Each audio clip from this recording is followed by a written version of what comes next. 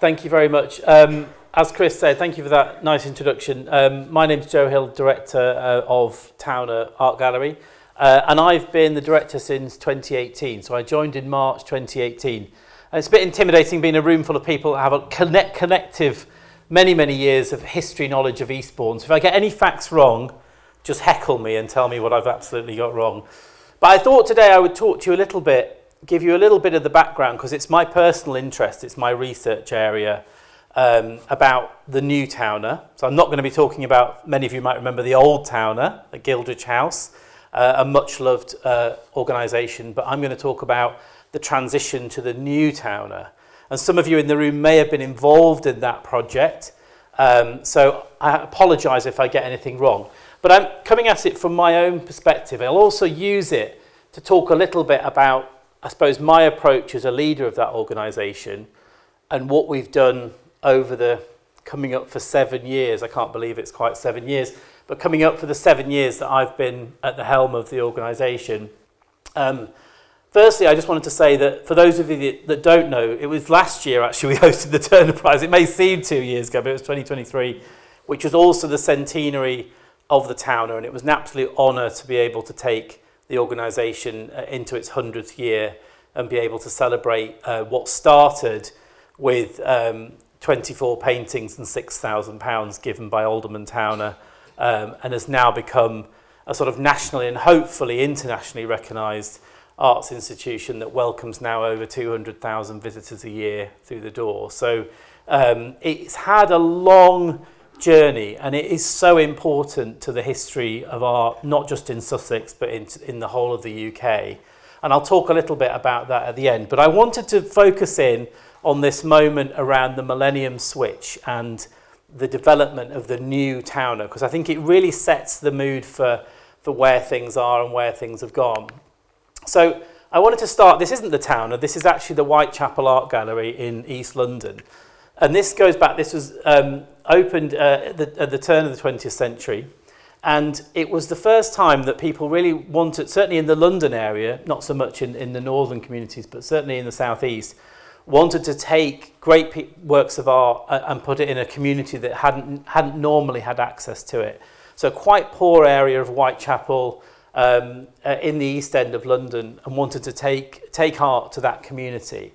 And it's a real starting point of where the journey we now have, which is that art is a great change maker. It's a great, powerful tool to help people and communities to enact change, to understand the sort of society they want, to be testing spaces for conversations about the community that they want to have. Further down the history, coming into the 1980s in the Whitechapel, Sir Nicholas Sirota, as he now is, took over as a young director. I think at the time he was one of the youngest directors of an art gallery in the country. Went on to be director of the Tate. But quite critically, he did some quite incredible things at the Whitechapel Art Gallery during his tenure there. I think he was there for about 20 years, actually, so it was a little bit before the 1980s that he joined. During that time, he really became interested in why the community around the Whitechapel Art Gallery weren't coming in. And it was still people from the West End, people on the west side of London that were travelling over to see the exhibitions. And he set out a mission to get out into those communities. A lot of them were Bangladeshi communities and diverse communities on and around Brick Lane, and started the very first sort of gallery education program. So went out into those communities with artists and did projects with those young people, brought them back into the art gallery and got them excited about art. And he took all of that learning through to start when he joined the Tate, which was just the single Tate on Bankside at the time. And Nick Sirota is definitely a sort of revolutionary figure in the visual arts in this country. He had a strong passion that, you know, art can be a powerful tool of change. Whilst he was at the Whitechapel, he saw this happen. He saw the creatives start to move into the East End. He saw how the gallery could change the story of a place and make it the sort of thriving East End that we all see today, which we know that artists, creatives have shaped what is now the East End of London. Now, when he was at Tate, he started the project to take the Tates out around the country. He had quite a good ally in the then Prime Minister Tony Blair, who also had the millennium on the horizon in his mind, thinking, what are these big millennium projects going to be that are going to spread across the country? And between them, they decided, well, we need a Tate in every corner of the country. We need to put a Tate in all these communities around the country. And they started out with the test project, which was Tate Liverpool, which opened in the late 1980s. And it actually was the catalyst to transform the Albert Dock, which is now a sort of much loved bit of architecture. It was a UNESCO World Heritage Site until recently when Liverpool accidentally lost it, but never mind, we won't talk about that. What it proved to the then Labour government and to a lot of the sort of arts and cultural sector was that art can change a place. And so they started to cook up a plan to put Tates in the southeast, to put Tates in the north, put Tates in the Midlands. But then they realised that actually this large brand of the Tate wouldn't help anybody. So what they decided to do was to work with local authorities and work with communities and said, you can design and build your own art gallery to bring art from around the world into this community. And so a number of these projects were started around the Millennium Point. They were funded by the National Lottery, and they were based on very European models, things like the Kunstvereins in Germany, and some of the Fiat projects in France, where great art galleries are in communities all over those countries. The National Lottery Heritage Fund was a really key part of that as well, bringing much needed capital money. It also teamed up with a government quango called CABE, which was about encouraging world-class architecture in communities. And so a number of these new, almost like spaceships, were born and dropped into these communities. So here is the early, very white-looking Towner that popped up in, didn't stay that white for long, I have to say, popped up in Eastbourne. But you also had the Hepworth Museum in Wakefield. You had Turner Contemporary on the coastline in Margate. You had a gallery called First Sight, which I'll come back to in a bit, in Colchester, in Essex. And Nottingham Contemporary, which was in, as its name says, in the centre of Nottingham. So all these projects had quite a key sort of part of their vision was great architecture and great art. So they were all internationally renowned architects that were brought in to design these projects. So the Towner one was designed by a German architect based in the UK called Rick Mather. I'm sure many of the room know that. Sadly passed away now, but a kind of visionary European architect. Some of them, like First Sight, were designed by South American architect Rafael Vignoli. Designed this, what was known locally as the Golden Banana, which was the First Sight gallery in Colchester. Now, it might seem like a great idea, and these buildings popped up, and they're fantastic bits of architecture in themselves. But actually, that's part of the problem, is that the focus of these new institutions, now I know the Towner was slightly different because it had a history before, but the building was new, the approach was new, everything was really new. It was too focused on the buildings. It became these sort of prisons, and they were sort of locked into everything has to happen in these buildings, and it's all about these incredible buildings. And what you'll find is, over the period of time, and the reason I come back to First Sight is because earlier on in my career, I was lucky enough to go and work at this institution just when it was opening. And I saw what a horrible mess they made of it, an absolutely horrible mess. They had the worst curator that I worked with. She's a good friend of mine, actually, but she was a terrible curator because she brought the programme, the exhibitions she'd have done anywhere in the world, and she put them in Colchester. And obviously people said, we don't want to see this, we don't want to see that. Where's the history of this place? Where's the story of Colchester? They had really unfortunate articles like Britain's most expensive public toilet. Because the most people that were interviewed that came in through the building talked about they're only going there for the toilet. But it was quite a baptism of fire for me. I was quite a junior member of staff here, but I remember thinking, I don't feel very proud of working in this place. In fact, I hate walking down the high street because everybody jeers at you and screams at you. But I think, these were the starting stories of these institutions. So when one of them came up, the director job came up at one of them, I said, I've got to go and try this myself. I've got to go and give it a go. Now, I think, actually, of all of them, some of them did a really great job in those early years.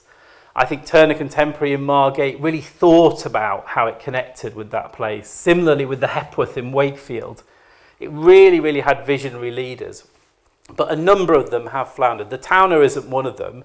I think it had some rocky moments in the early years, but I think it's one of the stronger ones, partly because it has that history with the town. But when I came here, I wanted to bring all of that learning from having this experience and bring it into some of how we shape the vision for the Towner.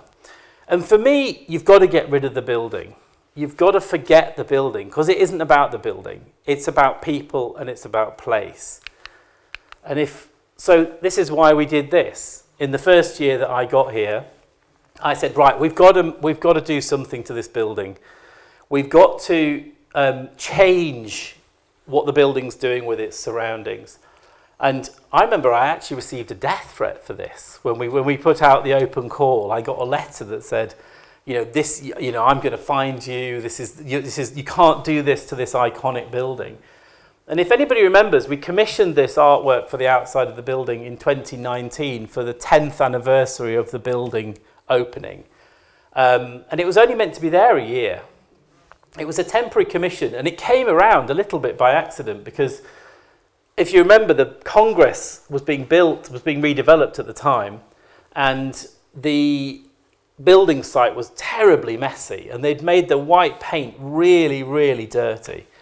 And the council said, oh, don't worry, Joe, don't worry. I know you're new. We'll paint it when the building's finished. Don't worry, we'll give you a fresh coat of white paint. And I said, well, before you do that, can I do something on it before you paint it back to white? And so we ended up with this fantastic artwork. But for me, it summed up changing the relationship between the organisation and the community. It was about starting to sort of celebrate place and think about the people that live here and how an art gallery can be for them and for everybody. So here you can see the process of us painting the building. And again, there was a few days I drove away from it thinking, what have we done? This is going to be a disaster. But actually, it just, in the weeks after we did it, the numbers of people that turned up to take pictures of it, stand near it, people would stop me in the high street and show me their phones and say, where's this building? Were you trying to find this building? And that continues to this day. My office is that little window there, and I look out and there's always somebody there setting up a tripod to take a picture of it, or bringing their cars down to photograph it in front of it, and even having choirs and local scout groups sort of appearing at the bottom for their annual photograph. So it's done exactly what we wanted, which was to become part of the fabric of the town. It's sort of an icon, the sort of part of the centre of the town. And then we started to do more things, like not hiding from some of the great names in our collection like Revilius, so creating proper study spaces around Revilius, and I'll talk a little bit about him a bit later on. But responding to the needs of the town as well. The library started to close half days, and we had a lot of people that used to, researchers, art historians that live locally, journalists that said, we don't have anywhere to work. And I said, well, let's build a library. We've got all these fantastic books in the offices. Why are they sitting gathering dust when actually we can have them as a resource? And a couple of volunteers keep this library in check for us, and they do a fantastic job. And it's grown. I can't remember how many books are in it, but it's a fantastic resource, totally free. So if any of you want to come in and do some work in there or look through books, they all relate to artists in the collection, all relate to exhibitions and things that we've done in the gallery. But also to put some specialist spaces to celebrate the work of Eric Revilius and his contemporaries in the area. It's about sort of embracing some of these fantastic stories, not fighting them. We also wanted to really build the ambition of the programme, start to have those nationally and internationally recognised exhibitions that would come and people be proud of. But critically, they have to sort of relate back to the area. So David Nash is a fantastic sculptor, really famous in this country for his work with the natural landscape, with wood particularly, but he's based in Lewes. He has his studio in Lewes. His relationship to the South Downs is really important to him. And also, he's been a long-standing, had a relationship with the gallery as well. So it made sense to do a major retrospective of the work of David Nash. We started to use the building to its maximum, bringing in performance and dance, making use of some of those fantastic big spaces on the ground floor, commissioning work and bringing work into the collection like John O'Confer, who's a famous British contemporary artist who's representing the UK this year at the Venice Biennale. This wonderful work which is about our relationship to the ocean around the world, the histories of the ocean and how people have moved around within it. So again, thinking about the sorts of projects that we're putting on that relate back to the place that we're in. The wonderful John Nash, obviously a contemporary of Eric Ravilius, and other similar artists, sort of building these larger scale retrospectives. And if anybody who's seen Barbara Hepworth, bringing a bit of my own Yorkshire into Eastbourne, but somebody said to me, we found out through our research, there'd never been a large-scale exhibition of Barbara Hepworth's work in the southeast of England. So we need to be the place to do that. And her influence from the natural landscape and particularly the ocean, again, relates back to here. And if any of you visited us last summer, the brilliant Emma Stibben exhibition, which is an artist I've been a fan of for many, many years, and I think much underrated artist who works in Antarctica and the Arctic Circle, but made a whole series of works around the South Downs and on the cliffs. It was really, again, connecting back into the landscape of this place. And then getting out and doing public art, starting to commission in spaces around town. So this is actually just during the pandemic. We worked with an artist from Mexico called Mariana Castelo de Ball, and she worked with the Saxon history and some of the Saxon finds in and around Eastbourne. And some of you may know from the collection up at Beachy Head, the hairpin of the Saxon woman that was found in Upperton. And we actually worked with Bede School to recreate it in a chalk drawing on Whitbread Hollow. If you got near this, I think it was, these football pictures, there's about 4 of them there. So it was a huge artwork recreated in the landscape. We wanted to dig it into the chalk, but sadly South Downs National Park wouldn't let us, so it was just painted on the top in chalk paint. And then you may still see these objects set into the pavements around Eastbourne. They marked a walk you could take that would outline a woman's portrait around Upperton and through Old Town and down into town. And they're actually still in location today, so if you can find them all, please tell me where they are, because I can't remember. More recently, as part of some of the work in and around the Devonshire ward, we've worked with an artist called Naveen G. Dossos, and you might see this patterned fabric that started to appear in shop awnings around the Seaside Road area. I think there's about 10 shops now that have this awning on there. And this was an artist who came and worked with lots of community groups in Devonshire ward, making a pattern bespoke for that community. So actually working with them to take emblems of some of the architecture in the area, taking bits that they saw on walks around Seaside, and created this pattern that is now a free and open pattern that people can use. So there was rolls of fabric available for people to come and take a metre of to make, and I've seen whole outfits made in this pattern fabric, curtains, cushions, everything. And it's an ongoing project where people make things with the fabric and upload it to a website where they can see everything everybody's made around that community. But again, it's something, it's owned by Seaside Road. That pattern belongs to them. They can use it as much as they possibly can.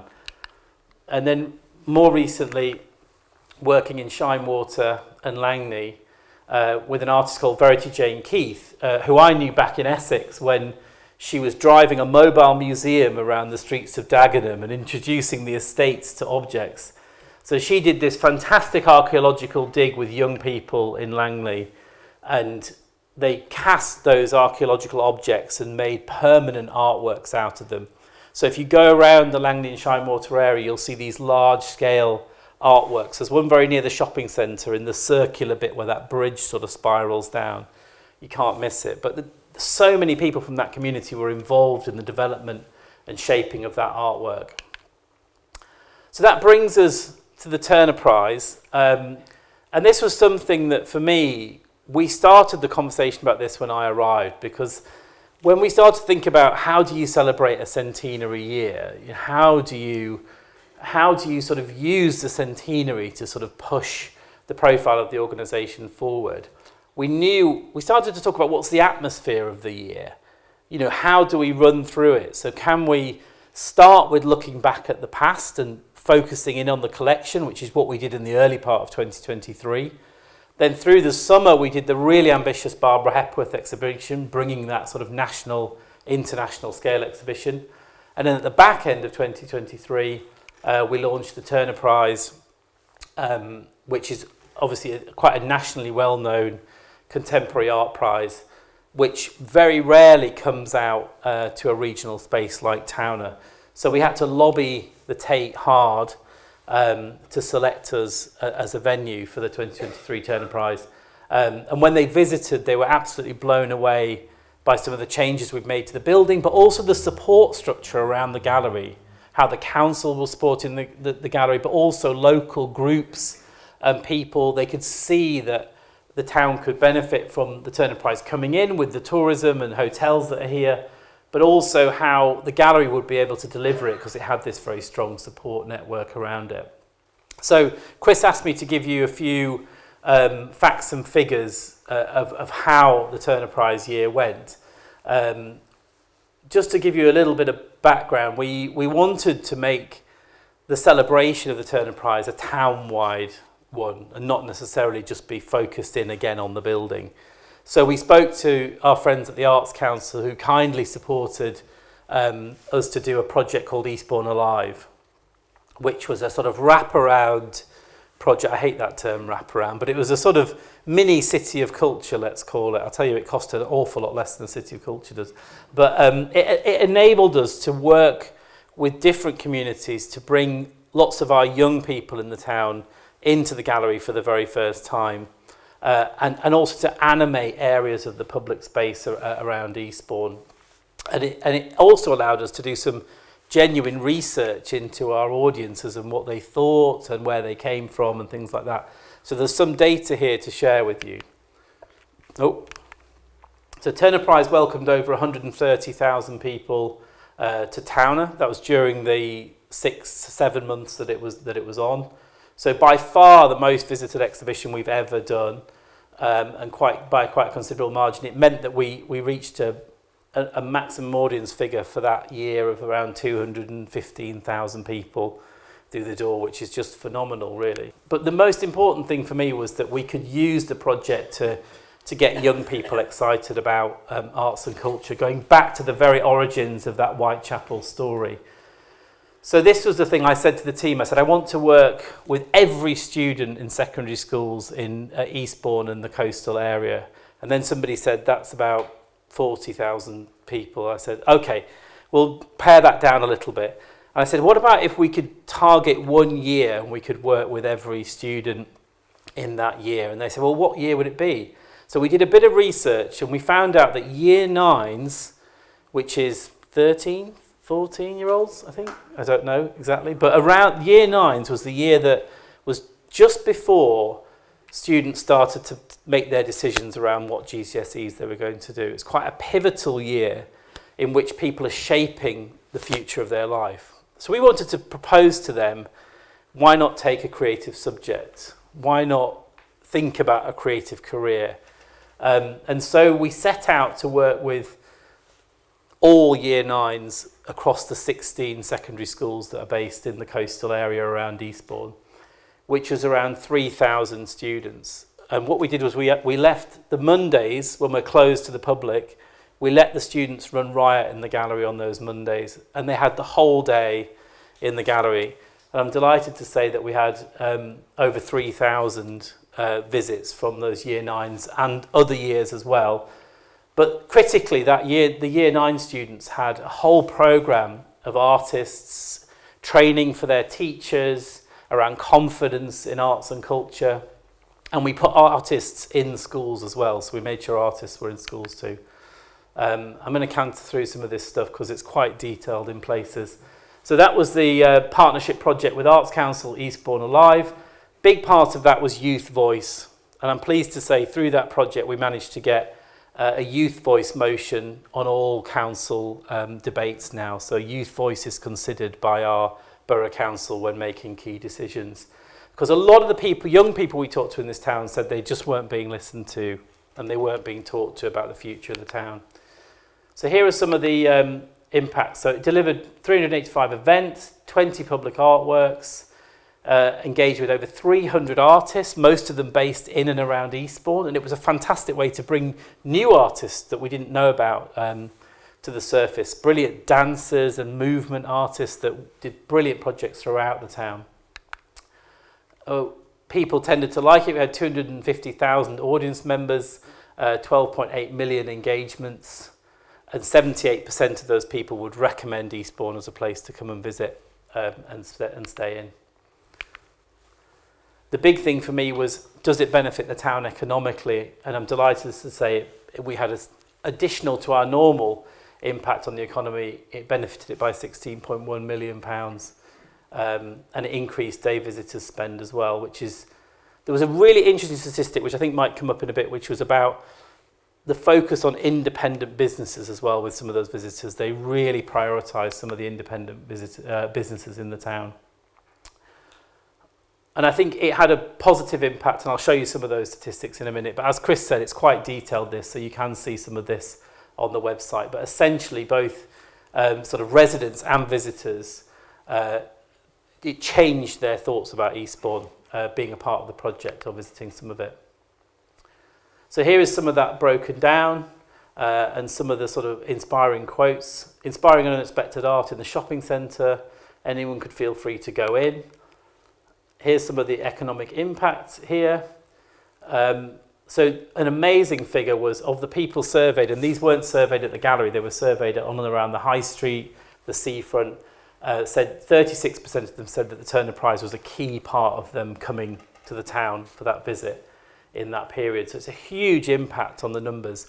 I spoke to Southern Rail. They said in the period of between June and December of 2023, the number of people through the turnstiles at Eastbourne Station went up 25%. That's the power of a project like this for bringing people into this town. The key thing here I thought was really interesting. The average spend for a day visitor was £82, but the average spend if you stayed 2 nights was £573. So it starts to tell you what the town we need to do as a town in terms of thinking about where we go, getting people to stay longer. I'm just going to check the time, sorry. Okay. Let's move through this, because I know you're keen to see some Black Robin stuff, aren't you? This is just some of the bits broken down, as I mentioned, some of the reasons for people coming into the town. So the pink ones were surveyed at the gallery, and the red ones were surveyed in and around the high street as well. And again, changing perceptions. So the top bars are residents and the bottom bars are visitors. So 44% feel the Turner Prize will make Eastbourne a better place to live. And visitors said 78% feel Eastbourne is a place for people like them. So I think it's got some really interesting statistics. We've shared all these with the council, so hopefully that can help them with some of their thinking. And all of this data is available on the Eastbourne Alive website.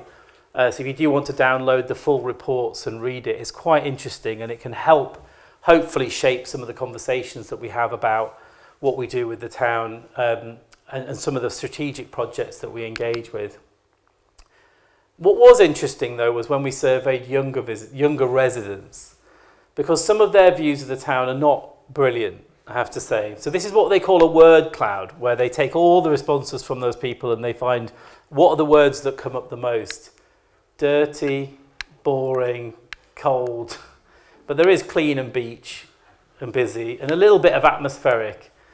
But I think we've got a lot of work to do with our young people, I think, in Eastbourne, and I really want the gallery to be part of the conversation about how we can help the young feel more engaged with the vision for the future of this town. Perceptions of Sussex, though, are really good. So 92% descriptions of Sussex were positive, and really nice words like historic, countryside, beautiful, green, rural. So all the things you'd expect of some of those visitors and what they thought about Sussex.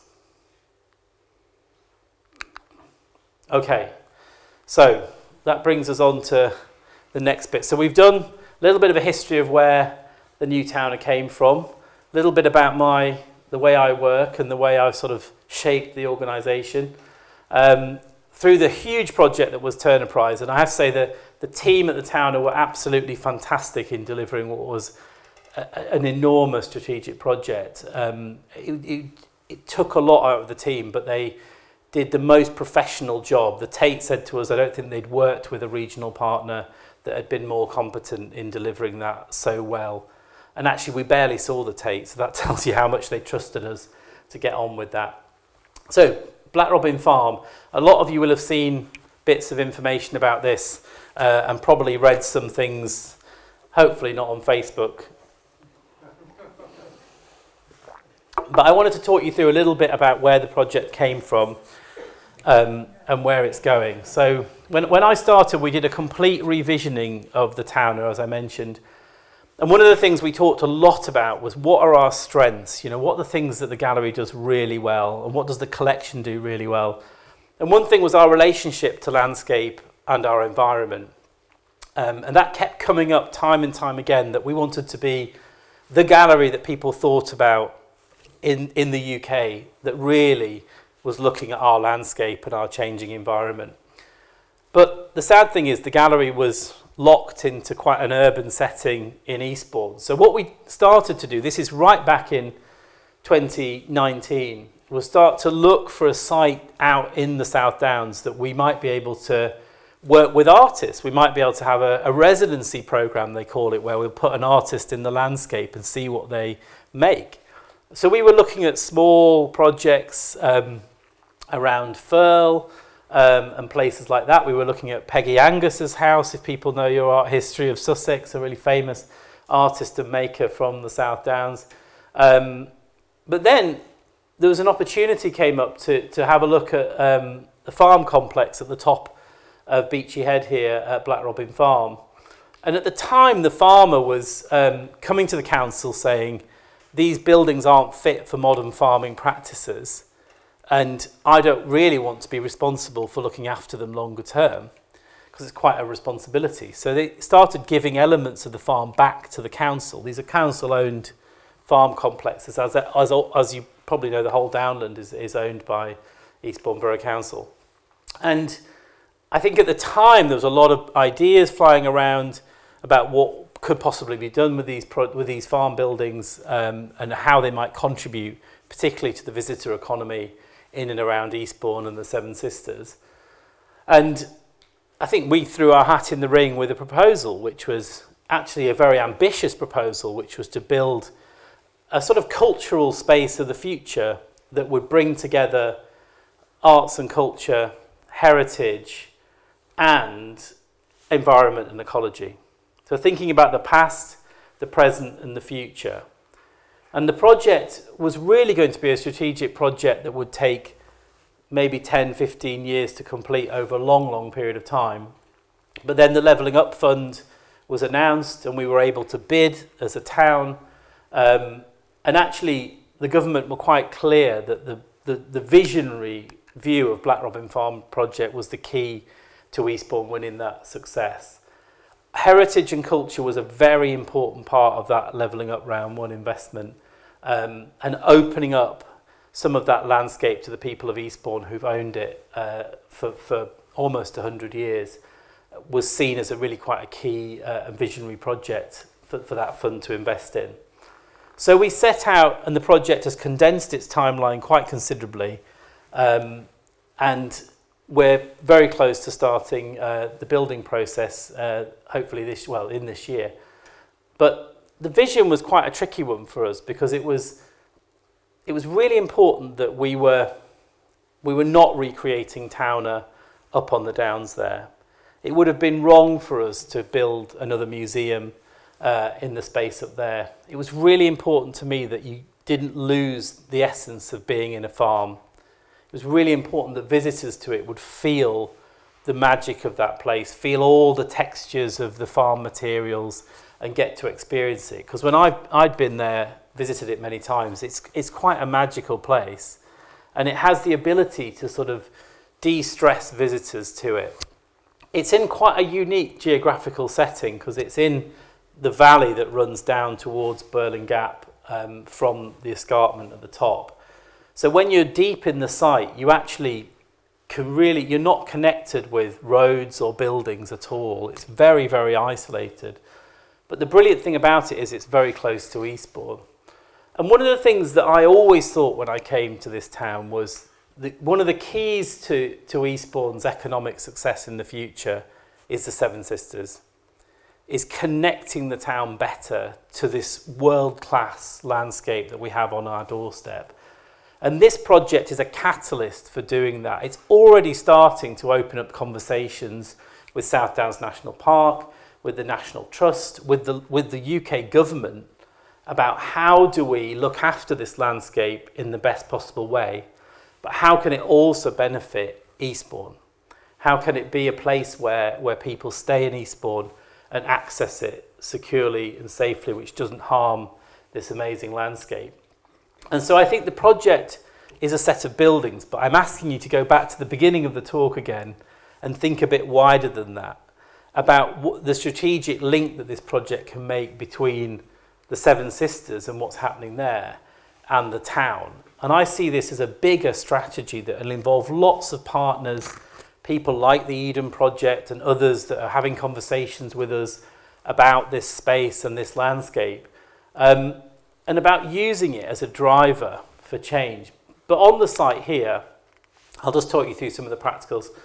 So there are several different areas to the project. Apologies if anyone's seen this before. So the first one is the farmhouse and old stable block at the sort of east side of the site. And this will be turned into 16 artist studios. So this will be makers prioritising some crafts as well that relate back to the heritage of the downland space. But it was quite important to have people actually actively making an artist based on this site. Then we come down to the old workers' cottages that were holiday cottages for a short time run by the council. These will provide some accommodation and facilities so that we can work with scientists, ecologists, artists from different parts of the country and the world, and they can be based on this site. There is also a community garden at the back here that will be run by Eastbourne Food Partnership, where they'll be growing food again on this site. And then as you come into the main part of the complex, it's split into 4 key zones. The first one is this green one, which is around this very dramatic old dairy space, which is a beautiful heritage space that we want to keep as close to its original state as possible. It's even got the old names of each cow above the stands. Like, sadly, it says things like Daisy 4 and things like that. You wonder what happened to Daisy 1, 2 and 3. But this will be a revolutionary education space, which has indoor space, but critically it has outdoor space. It also has a boot room, we're calling it, where people that don't have appropriate clothing can borrow coats and wellies and get out into this landscape and enjoy it. We're also hoping to have what they call all-terrain wheelchairs or trampers there, so people that have access needs can actually get out and use the landscape. It's also got something I love, which is kitchens. So there are community kitchens there where food, the preparation of food, the growing of food can be part of the education on this site. So we can take a school group up there. We can split them in 3. One of them can be going off to pick the food and cook the lunch. Another one could be going off with an archaeologist into the Downs to look at a Bronze Age site. And one of them will be with an artist painting like Ravilius. And we'll swap them all round. And they'll spend this fantastic day accessing the downland space. Next to that is this yellow area here, which what we would like that to be is a heritage display. about the history of the downland space. So we were going to work with some of the heritage collection here, but also be thinking about food production, history of farming as well in this area, and it'll be a sort of visitors centre as well, so hopefully people can start to access the landscape through this space here. On the north side of the site, we've got probably the only new building, which is a gallery building, which will allow us to put exhibitions on up there, take that fantastic Revilius collection and show it properly in the landscape it was originally painted in. We've also got a very large event space, which is basically just a big shed where we can do lots of different exciting programs. I'm thinking music, theatre, really exciting stuff that can happen in the summer months because it's a bit cold, that shed, in the winter. And then there's spaces that we can grow on this site. You know, we're talking to the farmer about how we can share the landscape around it, how we can still have the sheep grazing there, but people can access elements of it. And we want to commission sculpture out in that landscape so people can walk to it and experience fantastic sculpture out actually in the landscape. What I'd love to do is be working, and we've started talking to Sussex University, we're talking to Natural England about piloting projects here where we have scientists and artists working together on nature recovery projects. You may have heard of NEP in West Sussex. That'll be nothing when this is up and running. This will be the centre of creative and environmental thought.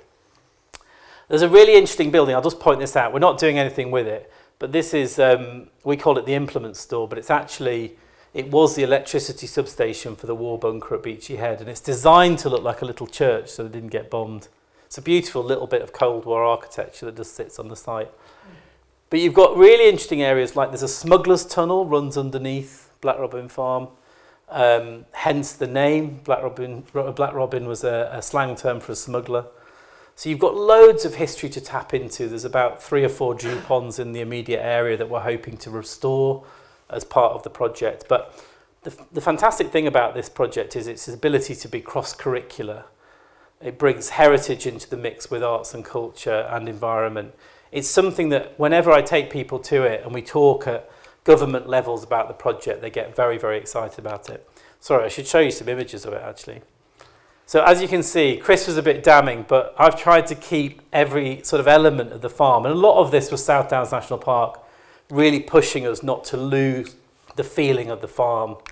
So you can see a lot of the interventions in the site are quite light touch or using the same materials that you'd have found there, like flint, old bits of metal, keeping things like these old grain silos in action, and trying where possible to limit putting new building on the site. So everything that you see that is new is all using reclaimed materials where possible, so nothing on the site will be wasted. This is the boot room I talked about. The key thing to this is it allows complete level access across this entire site. So it means that even though there's a 9-metre drop between some of the buildings, it means if you're in a wheelchair, you can access everything in this site with minimal lifts, because nobody wants hundreds of lifts everywhere because it's a nightmare. This is my favourite bit of the whole site because this is the education wing. This is where the young people of Eastbourne will spend time. And we have indoor space, we have the fantastic dairy at the back and these wonderful kitchens, community kitchens on the left-hand side there.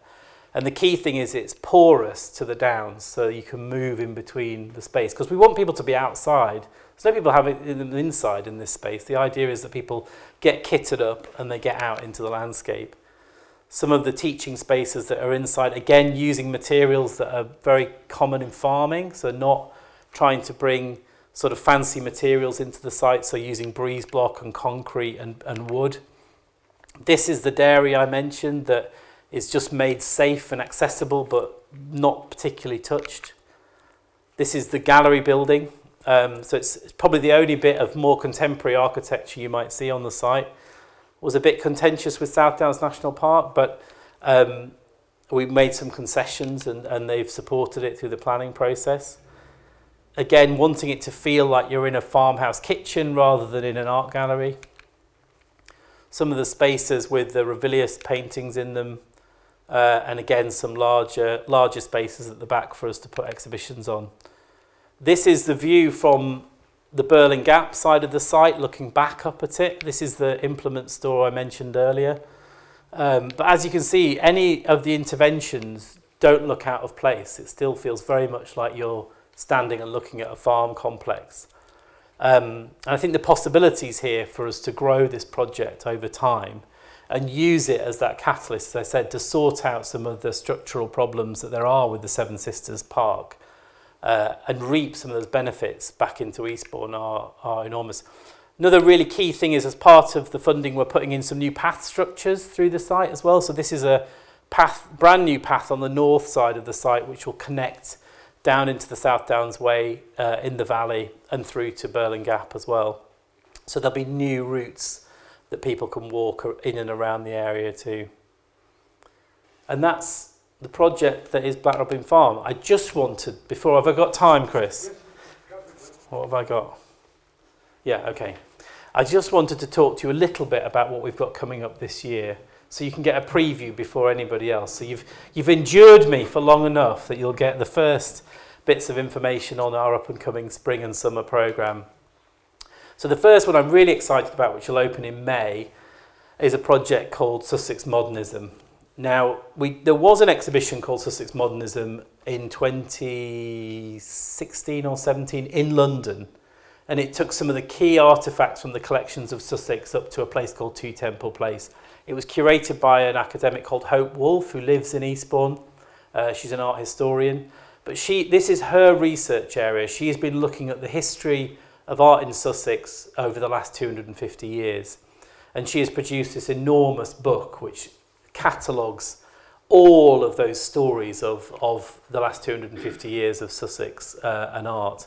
And actually the Towner features an awful lot as a centre point of a lot of that. You won't be surprised to hear. So we're doing a huge exhibition over the summer which will pull all those stories out. It's got some fantastic works from the past, also got some newer artists living in Sussex today. It's a real treasure trove of little stories and strange little things, so well worth coming to see over the summer. At the same time, we've got one of the first exhibitions for many, many years of a brilliant painter, British painter called Paula Vézelay. She was quite an inspiration and a sort of certainly an artist that hasn't had the exposure she deserves. So this project will launch at the same time in May and run throughout the summer.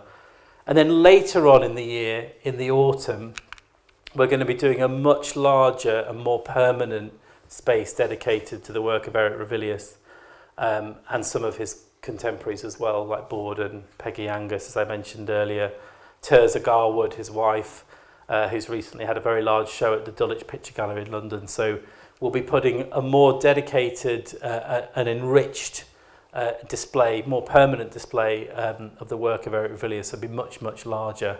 But that will be coming later in the autumn time as well. So that's it. Thank you all for listening to me. And has anybody got any questions?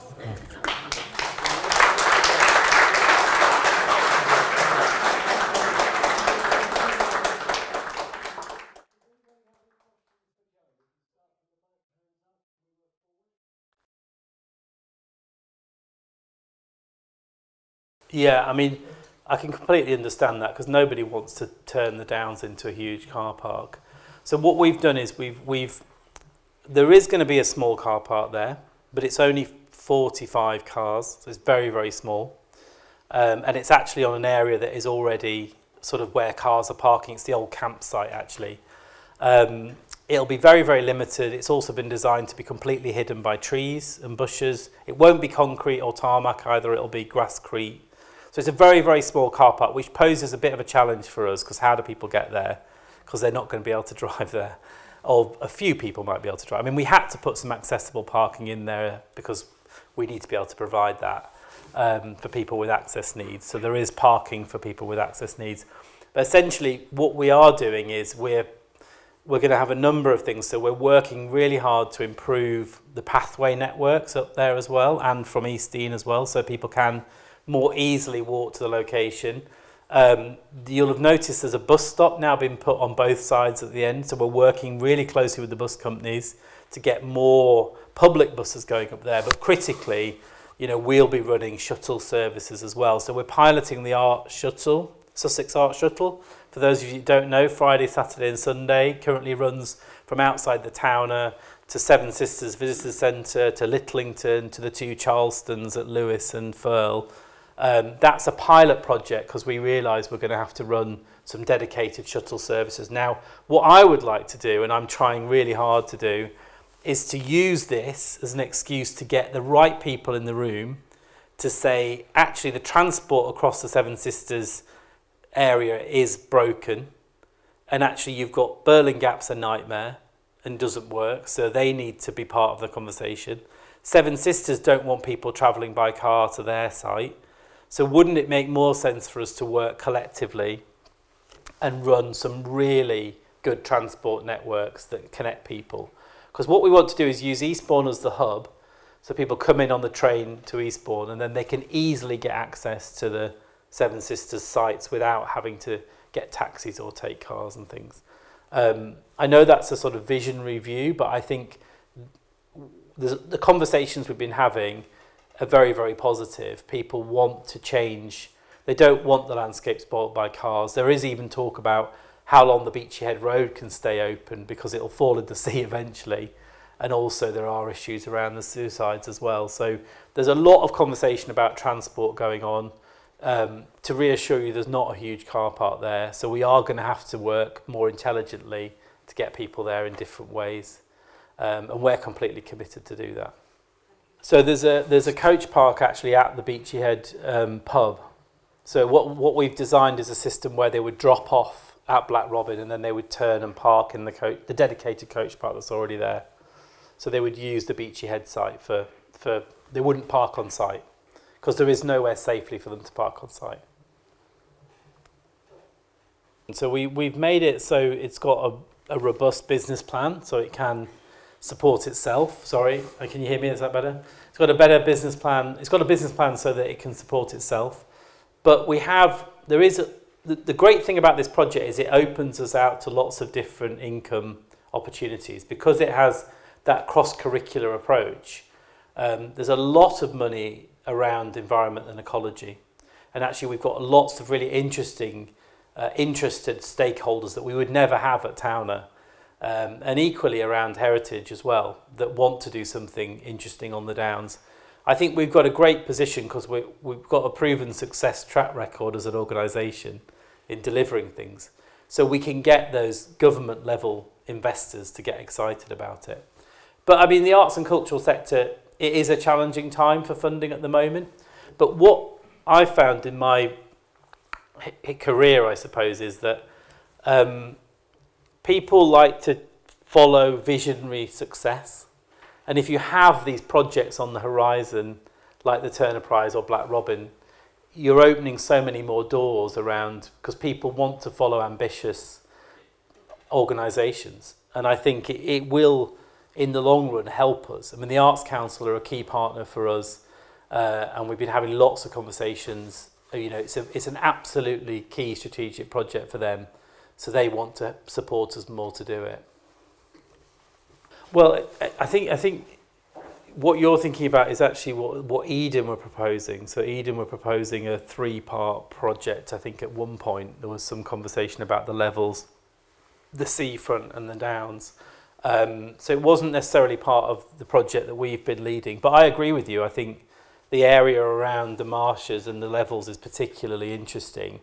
And I think there's nothing stopping, sort of offshoots of this starting to sort of operate in different areas. I mean, as you've seen, we try and work across the town as Towner anyway. So I mean, we've got a long-term partnership with Willingdon Trees, and we work intensively with that community and that centre. We do a lot of activities, particularly for teenagers and under 4s there. And a lot of that is getting out into the levels and working with artists and creatives in that area. So it's definitely an interest of ours to do more. Yeah, I think it's a really good point. I mean, cyclists, I think we're seeing more and more. I think the electric bikes are making things a lot easier to work to get up there. And actually Cadence, who are a bike provider, are now based at the Beachy Head pub. They're seeing a huge growth in cyclists coming along the Beachy Head Road. So And also you've got to think about people coming from the west as well, because actually there's quite a lot of cycle routes. I mean, one thing that this, as I said, it's a catalyst for change, this project. So one of the conversations I had with the now gone CEO of South Downs National Park was, you can't cycle from this location to the Seven Sisters Visitors Centre without going on the main road, and that's not safe. And he was saying, well, if we get this open, then we need to work on that cycle route then between Burling Gap, Seven Sisters, which is off the roads, so that we can actually have access that's safer for cyclists to do. So again, you have to have the projects to make the changes that are there to solve the problems. What I would say, what was the second part of your question again? Sorry, cycling and... building more. I have to say, having been through the planning process with this, it was a monumental feat to get to where we are. And the South Downs National Park are a force of nature when it comes to planning. They do not want things to be built in that area, and they are fighting tooth and nail to stop it.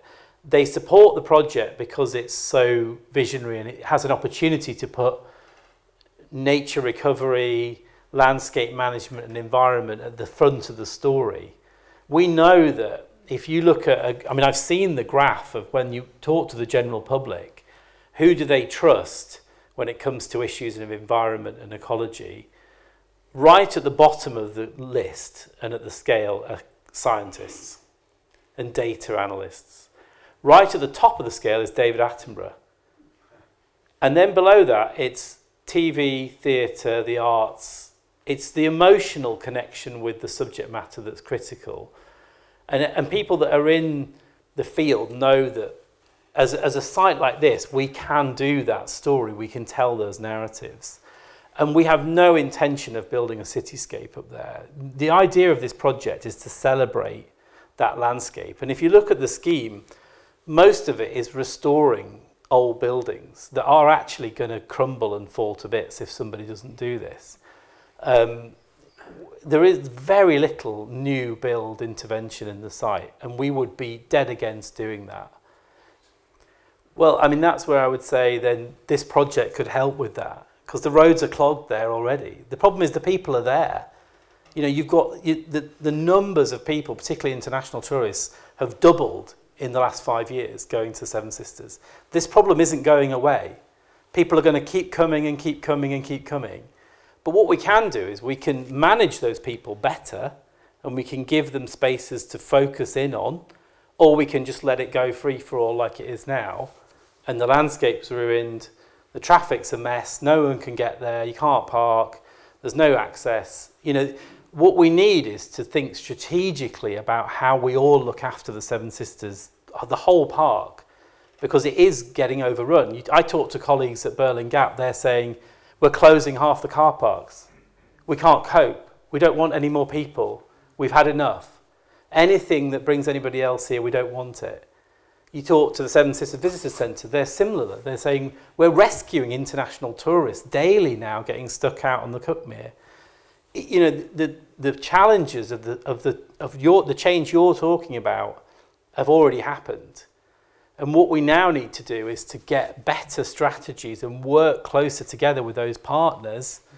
Because part of the issue, I think, is that that landscape has got lots of different custodians managing it.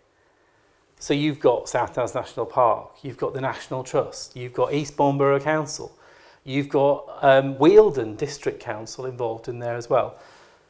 From my experience, are they all talking to each other about how they manage the transport networks of that landscape and how they look after it? Not in my experience. So I think we need to use this as an opportunity to think about how do we protect the experience that you want to have where it is quiet and people can walk along it. I grew up, one of the visions for this is I grew up next to Yorkshire Sculpture Park in West Yorkshire, and that has remained one of the most beautiful spaces to access the landscape. It's right next to the M1, but still people go there to have a tranquil experience, to walk in the quiet, to find a space for themselves. And I think the opportunity of allowing more people from Eastbourne to do that and have easier access to it hopefully won't do what you're saying it will do. which is create noise and pollution and problems. Yeah, so we are hoping to be on site in the early part of the summer this year, and then looking at sort of later 26 for the sort of being completed. So it's quite a tight timeline. Yeah, I mean, I think the Borough Council have cut our grant funding. I think we're quite lucky that we're still being grant funded by them. I mean, I think what I've done is work very hard over the period that I've been there to build sustainable business models around what we do at the Town. We've learnt a lot. We've invested a lot in our commercial activity.